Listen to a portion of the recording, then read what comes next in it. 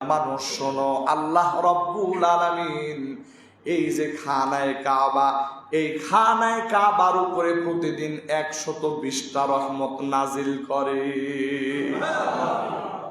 প্রাণের ভাইরা আমার, বন্ধুরা আমার, এই 120 রহমতকে আমার আল্লাহ এইরকম ভাবে সুবিন্যস্ত করেছেন, যদি আল্লাহর কোনো বান্দা ওই খানায়ে কাবার তাওয়াফ করে তাহলে ওই ব্যক্তির আমল নামায় 60 রহমত জমা হয়ে যাবে।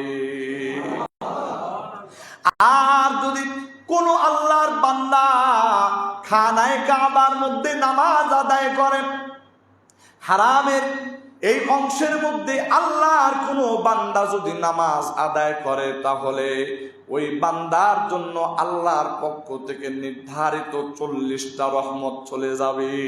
সুবহানাল্লাহ। আর তাওয়াফকারী আর নামাজ আদায়কারীর জন্য 100 রহমত, আর বাকি আছে 20 রহমত।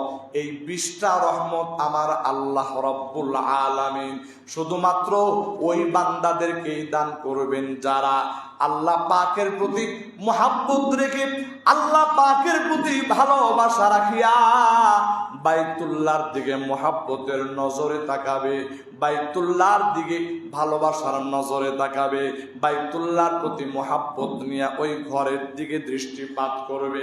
আল্লাহর রাসূল বলেন, তাহলে এটা আল্লাহ পাক রব্বুল আলামিন বাকি 20টা রহমত ওই নজর দৃষ্টি দানকারী বান্দার উপরে আল্লাহ বর্ষণ করে।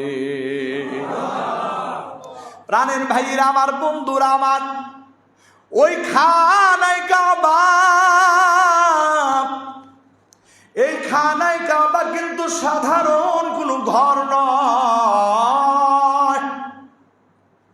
আল্লাহ পাক বলেন, ও আমার বান্দা, যখন তোমরা জান্নাতে যাইবা ওই সময় আমি আল্লাহ জান্নাতীদের মাঝে আমি নূরের পর্দা ভেদ করে আমি আল্লাহ আত্মপ্রকাশ করব। ও বান্দা, দুনিয়াতে তোমরা আমি আল্লাহকে হাজির নাজির জেনে, দুনিয়াকে বান্দা তোমরা আমি আল্লাহর প্রতি বিশ্বাস রেখে, আমি আল্লাহর প্রতি ভালোবাসা রেখে তোমরা আমার জন্য ইবাদত বন্দেগী করেছো বান্দা, এই জন্য আমি আল্লাহ জান্নাতে বিনিময় হিসাবে আমি আল্লাহ তোমাদেরকে দিদার দান করব। প্রাণের ভাইরা আমার, বন্ধুরা আমার, এরপরে ঘোষণা হয়, এই বান্দা জমিনের মধ্যে তুমি ইবাদত বন্দেগী করবা, আমি আল্লাহর ভালোবাসায় তোমার হৃদয়টা যখন পরিপূর্ণ থাকবে, ওরে বান্দা, যখন তুমি আল্লাহর ভালোবাসায় পাগল পারা হয়ে যাইবা, ওই সময় তো তোমার মনের এমন একটা হালত তৈরি হবে, কোথায় আল্লাহকে পাওয়া যাবে, কোথায় আল্লাহকে পাওয়া যাবে। ওই সময় বান্দা যখন তুমি এইরকম আমাকে খুঁজবা জমিনের ভিতরে, আমি আল্লাহকে তো এইভাবে প্রকাশ্যে তুমি তোমার চর্মচক্ষু দিয়ে দেখতে পারবা না, কিন্তু আমি আল্লাহ আমার একটা আয়না এই জমিনের মধ্যে বসায়া দিলাম, ওই আয়না দিয়া বান্দা তুমি যেন স্বয়ং আমি আল্লাহকে দেখতে পাইবা। একটু আওয়াজ দিয়া জোরে জোরে বলেন সুবহানাল্লাহ। তার মানে হলো এই আল্লাহর বান্দা এই জমিনের ভিতরে আল্লাহর আয়না হলো খানায়ে কাবা, বলেন সুবহানাল্লাহ। এই আয়নার দিকে তাকানো মানে আমার আল্লাহ তাআলার দিকে তাকানো, এই আয়নার সঙ্গে নিজের স্পর্শ লাগা মানে আমি আমার আল্লাহ তাআলার স্পর্শ পেয়ে গেলাম। এই আয়নার সাথে আমার ভালোবাসা অন্তরঙ্গ সম্পর্ক হওয়া মানে আমি আমার আল্লাহ রব্বুল আলামিনের সঙ্গে চূড়ান্ত ভালোবাসায় লিপ্ত হয়ে গেলাম। একটু আওয়াজ দিয়া জোরে জোরে বলেন সুবহানাল্লাহ। প্রাণের ভাইরা আমার, বন্ধুরা আমার, এই জন্যই তো আল্লাহর প্রিয় বান্দা যখনই বাইতুল্লাহর সামনে যায় বাইতুল্লাহর সামনে যাওয়ার পর আল্লাহর প্রিয় বান্দারা বাইতুল্লাহকে যখন কাছে পায় এমন পাগল পারা হয়ে যায়। একেবারে ভদ্র মানুষ, একেবারে সভ্য মানুষ, জীবনে যেই মানুষটারে মানুষ কোনোদিন পাগলামি করতে দেখে নাই, অথবা একজন মানুষ সম্পর্কে এমন ধারণা হয় যে এই লোকটা কোনোদিন পাগলামি করতে পারে না, কিন্তু আপনি যখন খানায় কাবার চত্বরের দিকে তাকাইবেন, ওরে আল্লাহর বান্দা, ওই সময় খানায় কাবার চত্বরের দিকে তাকাইলে আপনি বুঝবেন এইখানে যত আল্লাহর বান্দা এই খানায় কাবার চতুর্দিকে ঘোরাঘুরি করতেছে, প্রতিটা বান্দাকে পাগল মনে হয়। এই বান্দারা ঘুরতেছে কিসের আশায়, কিসের নেশায় পড়ে বান্দারা এমন ভাবে ঘোরাঘুরি করতেছে। আল্লাহর বান্দা দুনিয়ার কোনো কিছু পাওয়ার জন্য তারা এই রকম পাগলের মতো ঘুরে না, দুনিয়ার কোনো কিছু অর্জনের জন্য তারা এই রকম পাগলের মতো ঘুরে না রে ভাই, বরং ওই জায়গার ভিতরে ওই পাগল পারা হইয়া বাইতুল্লাহর চতুর্পার্শ্বে বান্দা শুধু ঘুরে আর আল্লাহকে ডাক দেয়া বলে, আল্লাহ তোমাকে তো এই জমিনে পাওয়া যাবে না, কিন্তু তোমার ঘরের ভালোবাসায় এই জায়গায় হাজির হয়ে গেল। ওগো আল্লাহ, এই ঘরের ভালোবাসায়, এই ঘর মানে তোমার ভালোবাসায় আল্লাহ এই ঘরের চতুর্দিকে পাগল পারা হয়ে ছুটতেছি। ওগো মালিক, আপনি আমাদেরকে খালি হাতে ফিরাইয়া দিয়েন না, আপনার পাগল পারা হয়ে আপনার ঘরে আসলাম। ওগো আল্লাহ, দয়া করে মায়া করে আপনি আপনার পাগল বান্দাদের খাতিরে আমাদেরকেও আপনার বান্দাদের অন্তর্ভুক্ত করে নেন। একটু আওয়াজ দিয়া জোরে জোরে বলেন সুবহানাল্লাহ। প্রাণের ভাইরা আমার, বন্ধুরা আমার, ওই জায়গায় যত শিক্ষিত মানুষ, যত অশিক্ষিত মানুষ, যত সুন্দর মানুষ, যত কালা মানুষ, যত ভাষাভাষী, যত শ্রেণীর মানুষ যায়, পাগলের মতো সবাই শুধু ঘুরপাক খাইতে থাকে, ঘুরপাক খাইতে থাকে। কেন রে ভাই? এটার কারণ হইল ওইটা, আমার আল্লাহ বলে, বান্দা আমি আল্লাহ এইরকম জমিনে তোমার সঙ্গে সাক্ষাৎ হবে না, আমার সাক্ষাৎ হবে জান্নাতে। যদি মনের শান্তি নিবারণ করতে চাও, মনের পিপাসা যদি নিবারণ করতে চাও, ও বান্দা আমি আল্লাহর ঘরের কাছে চলে যাও। একটু আওয়াজ দিয়া জোরে জোরে বলেন সুবহানাল্লাহ।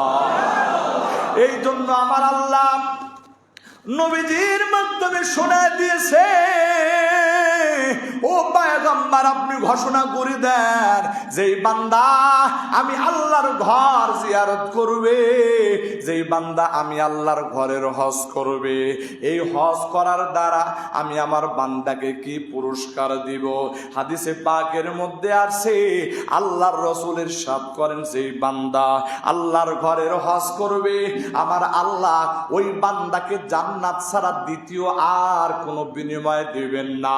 একটু আওয়াজ দেয়া জোরে জোরে বলেন সুবহানাল্লাহ। প্রাণের ভাইরা আমার, বন্ধুরা আমার, শুধু তাই নয়, আল্লাহর রাসূল ইরশাদ করেন, ও দুনিয়ার উম্মত, যারা আল্লাহর ঘরের জিয়ারতে যাইবা, যারা হজ করতে যাইবা, হজ করতে যাইয়া যদি তুমি তোমার নাফরমানিমূলক কাজ থেকে বিরত থাকো, যদি খারাপ কাজ থেকে নিজেকে বাঁচায়া রাখো, ও বান্দা, আর আল্লাহর হুকুম সুন্দর মতো পালন করে যদি হজ করে আসতে পারো, তাহলে তোমার অবস্থাটা কেমন? যেমন একজন মা মাত্র একজন সন্তান দুনিয়াতে ভূমিষ্ঠ করে, ওই সন্তান যেমন নিষ্পাপ হইয়া মায়ের গর্ভ থেকে দুনিয়াতে প্রসব হয়ে আসে, আল্লাহর রাসূল বলে, বান্দা আল্লাহর ঘর জিয়ারত করবা, হজ করবা, আর সকল প্রকার ফাহিশা কাজ, নিষিদ্ধ কাজ যদি তুমি বন্ধ করে হজ করে আসতে পারো, ওরে বান্দা, তাহলে যেন আজকে তুমি নতুন করে মায়ের গর্ভ থেকে ভূমিষ্ঠ হইলা। অর্থাৎ মায়ের গর্ভ থেকে ভূমিষ্ঠ হওয়া সন্তান যেমন নিষ্পাপ হয়ে আসে, তুমি আল্লাহর ঘর বাইতুল্লাহর বাইতুল্লাহর জিয়ারত শেষ করার পরে, বাইতুল্লাহর হজ করার পর আমার আল্লাহ বলে, বান্দা তুমিও তেমন শব্দ ভূমিষ্ঠ নিষ্পাপ মাসুম বাচ্চার মতো পরিষ্কার হয়ে গেলা। আল্লাহু আকবার, মানে আল্লাহু আকবার।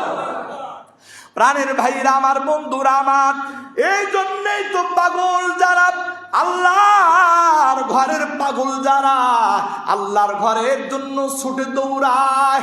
এই যে কিছুদিন আগে এক পাগলের ইতিহাস শুনলাম, আল্লাহু আকবার, তিনি গাছ লাগাইছেন। গাছ, এটা আপনারা জানেন বান্দা, আল্লাহর বান্দার, এটা আপনাদের অনেকের জানা আছে।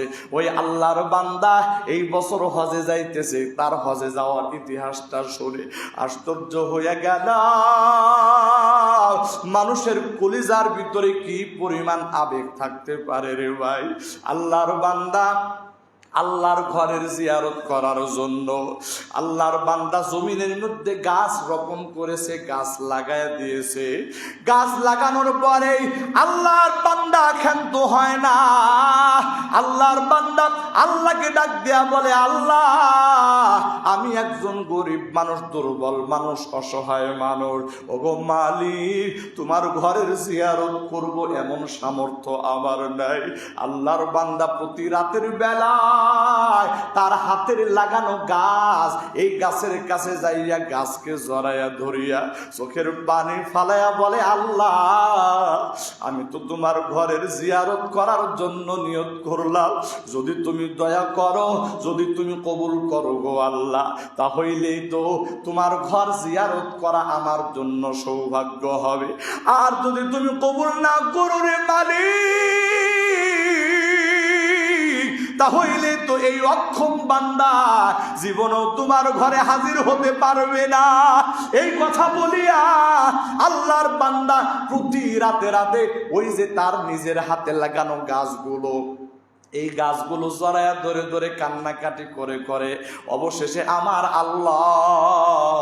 আল্লাহর বান্দার হাতে লাগানো ওই গাছগুলো বিক্রি করিয়া যেই টাকা পয়সা আল্লাহর বান্দা উপার্জন করেছে, ওই টাকা পয়সা দিয়া আল্লাহর বান্দা এই বছর বাংলাদেশ থেকে হজ করার জন্য যাইতেছে। একটু আওয়াজ দিয়া জোরে জোরে বলেন সুবহানাল্লাহ। প্রাণের ভাইরা আমার, বন্ধুরা আমার, এইরকম কত পাগল আছে রে ভাই, আমরা দেখি না, আমরা জানি না, কিন্তু দলে দলে এমন আল্লাহর অনেক বান্দা আছে যারা আল্লাহর ঘরকে ভালোবাসে, আল্লাহকে ভালোবাসে, আল্লাহর ঘরকে ভালোবাসিয়া আল্লাহর ঘরের জন্য মনে মনে আল্লাহর কাছে কান্নাকাটি করে, গোপনে গোপনে চোখের পানি ফালায়।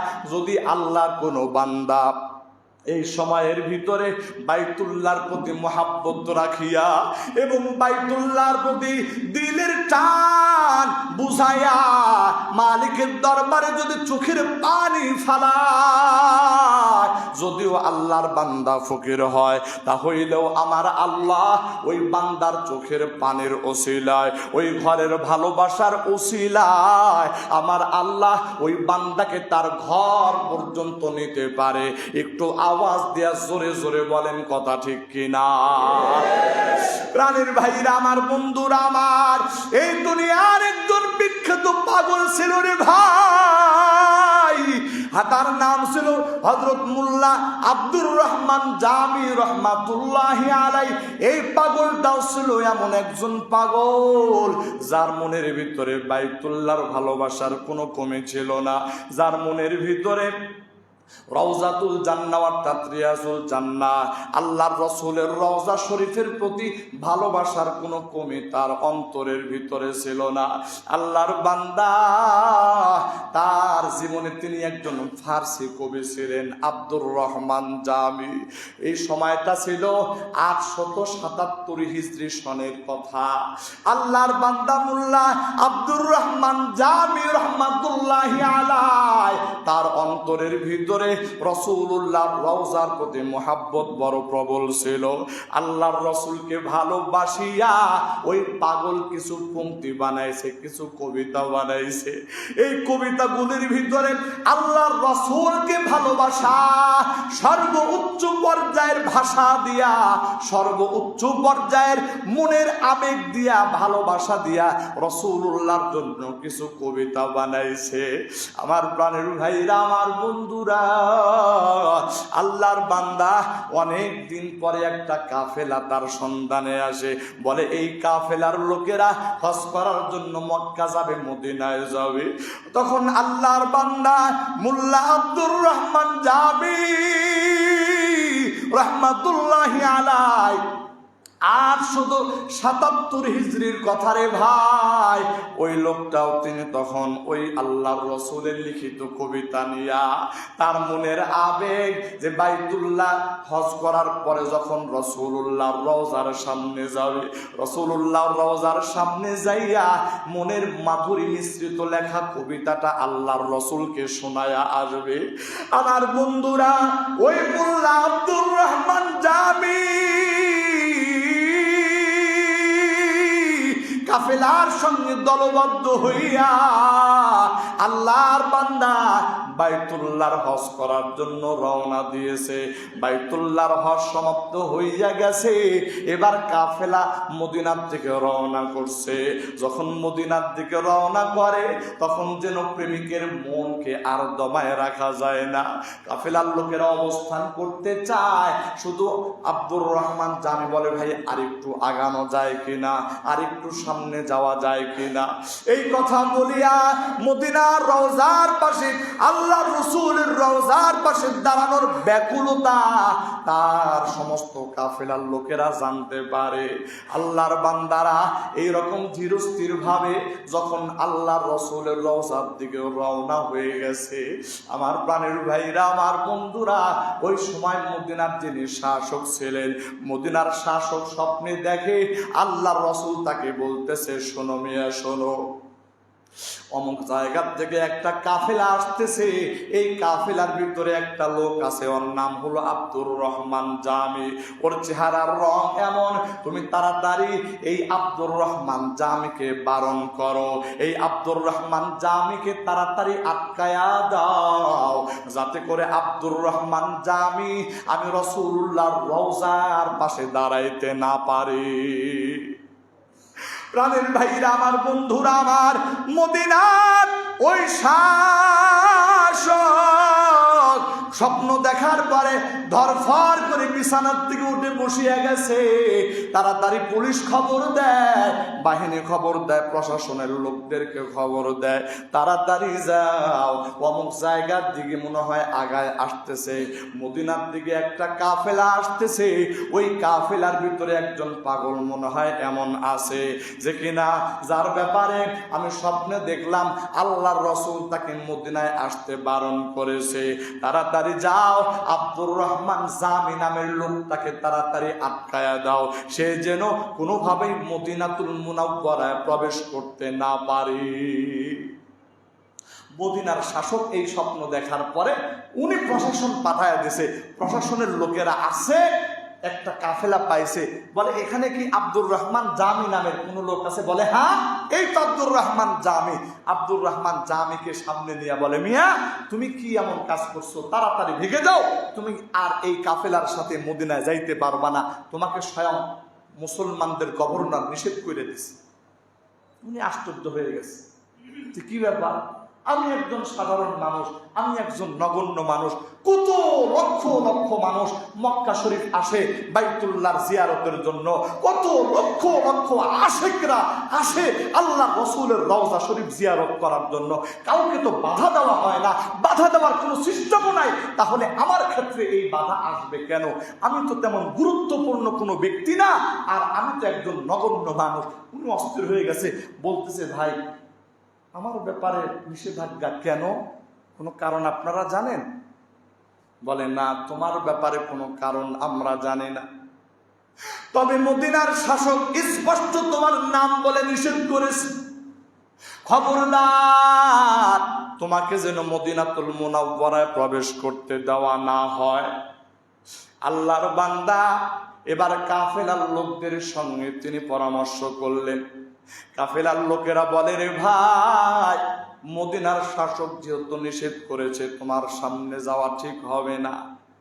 এমনও তো হইতে পারে যদি তুমি সামনের দিকে আগাও তাহলে তোমার কারণে আমরাও রাসূলের রওজার সামনে যাইতে পারবো না। এই কথা চিন্তা করিয়া কাফেলার লোকেরা আব্দুর রহমান জামিকে তাদের কাফেলা থেকে বাহির করে দেয়। আব্দুর রহমান জামি রহমাতুল্লাহি আলাইহি কাফেলা থেকে যখন বের হয়ে যায়, তিনি তার বাড়ির পথে মাত্র সামান্য কিছু দূর আগাইছে। আগানোর পরে এবার আব্দুর রহমান জামি রহমাতুল্লাহি আলাইহি নিজের মনকে বোঝায়, মন, এত বছর যার নামে কল্পনা করলা, যার জল্পনা কল্পনা নিয়ে তুমি এত বছর যাবৎ যেই কবিতাটা লিখলা, ওই কবিতা তুমি তারে না শোনায়া কেমন করে তুমি বাড়ির পথে ফিরে যাইবা?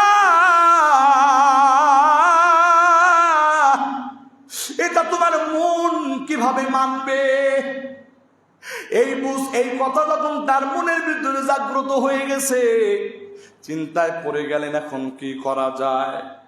চিন্তা করে সিদ্ধান্ত নিল, আমি বাঁচি আর মরি, যতক্ষণ আমার দেহের ভিতরে প্রাণ থাকবে ততক্ষণ পর্যন্ত আমি আর পিছনে হটব না, আমি সামনে চলতে থাকব। আমার আল্লাহ যদি দয়া করে আমি রাসূলের রওজা পর্যন্ত যাইতে পারবো। ওই আল্লাহর রাসূলের রওজার পাগল, আল্লাহর রাসূলের ওই পাগলটা এই সিদ্ধান্ত নিয়া বাড়ির পথ থেকে আবার ঘুরে দাঁড়ায়া আবার মদিনাতুল মুনাওয়ারার পথে তিনি চলতে আরম্ভ করছে। এবার জনসাধারণ যেই পথে চলে ওই পথে আল্লাহর বান্দা আর চলে না, যদি কেউ দেখে ফেলে আবার আটকায়া দিবে। কি করবে?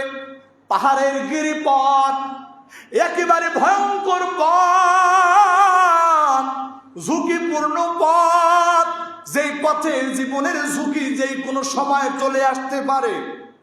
হযরত মোল্লা আব্দুর রহমান জামি রহমাতুল্লাহি আলাইহি এইরকম ঝুঁকিপূর্ণ পথ দিয়ে তিনি গোপনে আস্তে আস্তে তিনি আগাইতেছে, আর অতি সন্তর্পণে আগাইতেছেন যাতে করে কেউ তাকে বাধা দিতে না পারে।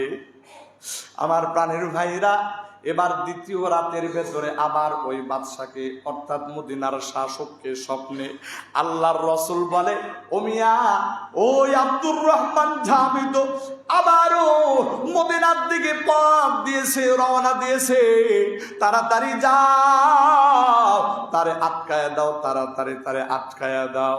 ওরে বন্ধু, এবার যখন তার ঘুম ভেঙে গেছে, ঘুম ভাঙার পর একটু রাগান্বিত হইয়া আবার পুলিশ প্রশাসনকে ডাক দেয়া বলে, এ বেটা, তোরা কি দায়িত্ব পালন করস নাই? দায়িত্ব অবহেলা করলি কেন? ওই আব্দুর রহমান জামি ও তো আবারও মদিনার দিকে আসতেছে, তাড়াতাড়ি যা, তাড়াতাড়ি ওর পথ রোধ করে তাড়াতাড়ি ওর গ্রেফতার করে নিয়ে আয়। আমার বন্ধুরা, হযরত আব্দুর রহমান জামি একদিকে নবীর আশিক আল্লাহর রাসূলের রওজার সামনে দাঁড়াবে, কলিজা ফেটে যাইতেছে। আল্লাহর রাসূলের রওজার সামনে কেমন করে দাঁড়াবে? রাতেও কোনো বিশ্রাম নাই, দিনের বেলা অবিরাম গতিতে সামনের দিকে আগায় যাইতেছে।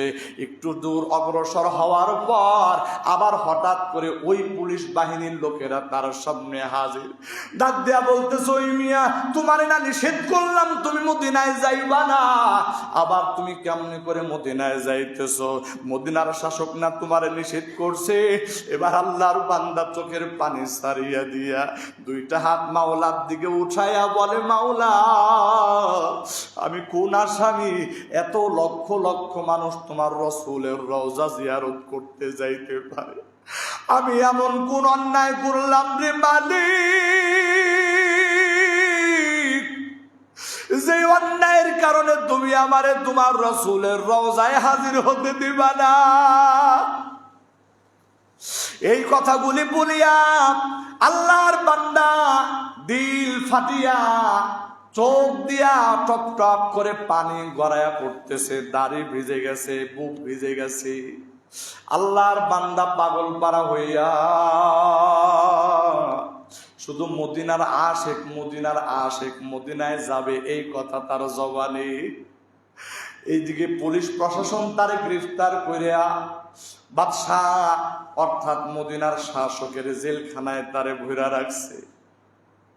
ঠিক এর পরের রাত্রিবেলায় মদিনার শাসক আবার আল্লাহর রসুলকে স্বপ্ন দেখে। সুবহানাল্লাহ।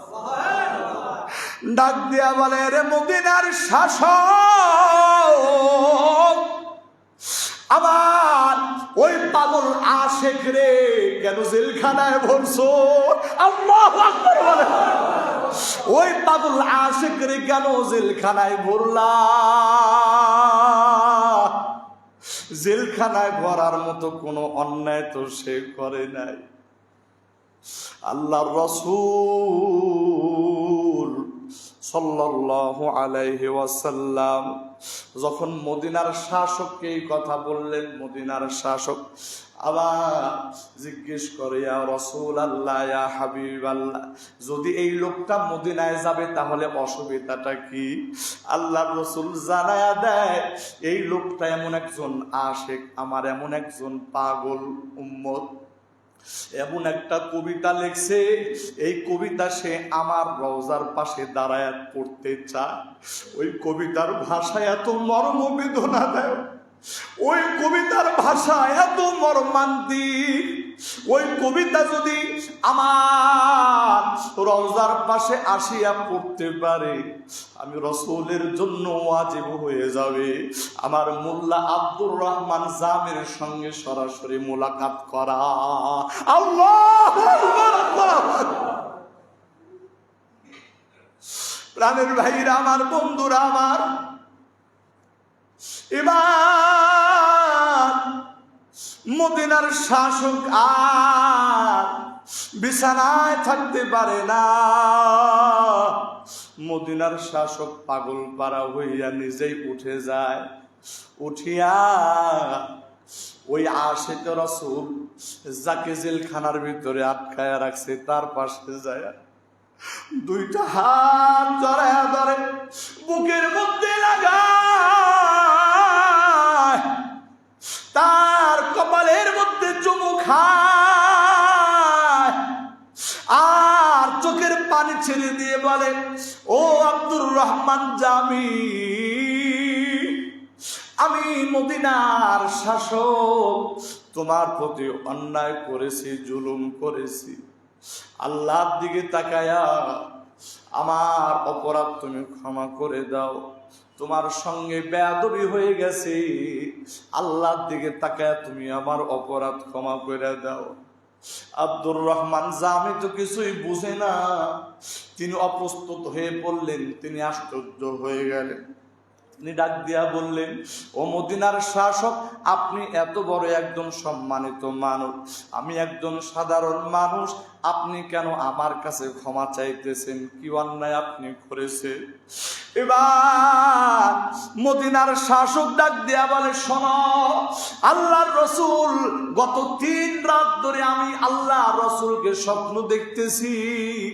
আল্লাহর রাসূল শুধু তোমার ব্যাপারে ইনফরমেশন পাঠায় যাতে করে তুমি মদিনায় ঢুকতে না পারো, এই জন্য প্রথম দিন তোমাকে বাধা দেওয়া হয়, দ্বিতীয় দিন আবারও আল্লাহর রাসূল আমাকে স্বপ্নে ইনফরমেশন করতেছে যে আব্দুর রহমান জামি মদিনায় ঢুকে যাইতেছে, তাড়াতাড়ি তারি ঠেকাও।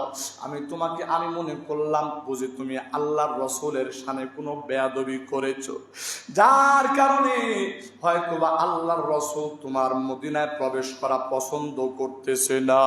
কিন্তু তৃতীয় রাত্রিতে যখন তোমার জেলখানার মধ্যে আটকাইলাম, তৃতীয় রাত্রিতে আমার রাসূল আমাকে ডাক দিয়ে ধমক দিয়ে বলে, এ মদিনার শাসক, তোমার জেলখানার মধ্যে তুমি কারে আটকাইছো? কারে আটকাইছো জেলখানার ভিতরে? এ তো কোনো সাধারণ মানুষ নয়, বরং আমার প্রেমী পাগল পাড়া এমন একজন যুবক মোল্লা আব্দুর রহমান এমন একটা কবিতা নিয়ে আসে, তার মনের স্বপ্ন, তার মনের বাসনা। এই কবিতাটা আমি রাসূলুল্লাহর রওজার পাশে দাঁড়ায় সে পড়তে চাই। এই কবিতার মর্ম এত সাংঘাতিক, এত মর্মান্তিক। এই কবিতা যদি আমার রওজার পাশে দাঁড়ায়া এই কবিতা যদি আমাকে শোনায়া দেয়, তাহলে আমি রসুলের উপরে আবশ্যক হয়ে যায়। এই কবিতার উপহার হিসাবে আমি রসুলের উপরে আবশ্যক হয়ে যায় তার সঙ্গে মোলাকাত করা। আর যদি মোলাকাত হইয়াই যায়, তাহলে দুনিয়ার মানুষ ফিতনার ভিতরে পড়ে যাবে। এই জন্য আমি মোল্লা আব্দুর রহমান জামিকে আসতে বারবার বারণ করতেছি। একটু আওয়াজ দিয়া জোরে জোরে বলেন সুবহানাল্লাহ। আরে ভাই, এই তো সেই সোনার মদিনা, যেই সোনার মদিনার সবুজ গম্বুজের নিচে আমার প্রাণ প্রিয় নবী, দয়াল নবী এখনো শায়িত আছে রে ভাই। আল্লাহর রাসূল ঘোষণা করেন, মান যারা কবরি ওয়াজাবাত লাহু শাফাআতি, যেই ব্যক্তি আমার কবর জিয়ারত করবে, আমি রাসূলের জন্য তার জন্য সুপারিশ করা ওয়াজিব হয়ে যায়। একটু আওয়াজ দিয়ে জোরে জোরে বলেন সুবহানাল্লাহ। প্রাণের ভাইরা আমার, বন্ধুরা আমার, এই জন্য যারা হজ করতে যায় আল্লাহর ঘর বাইতুল্লাহর জিয়ারত নসিব হয়। যারা হজ করতে যায় মদিনাতুল মুনাওয়ারার জিয়ারত তাদের নসিব হয়। আল্লাহর রাসূলের রওজা মুবারক জিয়ারত তাদের সৌভাগ্যে চলে আসে। এই জন্য আল্লাহর বান্দা, এই দুনিয়ার কত চাহিদা আমি আর আপনি আল্লাহর কাছে চাই।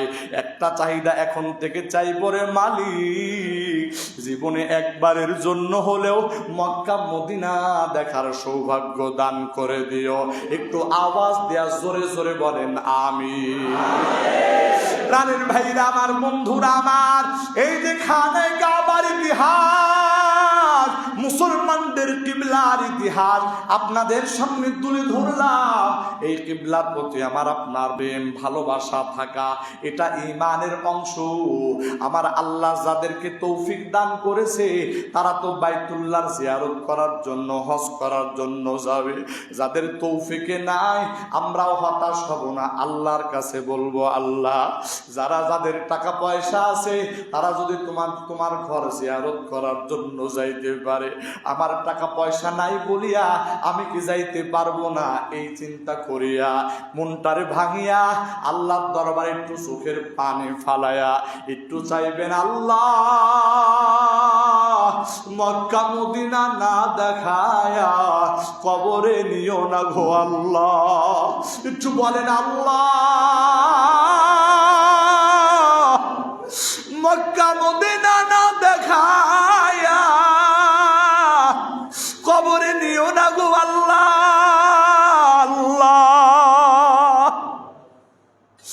যারা মক্কা মদিনায় গেছে আল্লাহ যেন বারবার তাদেরকে যাওয়ার তৌফিক দান করে।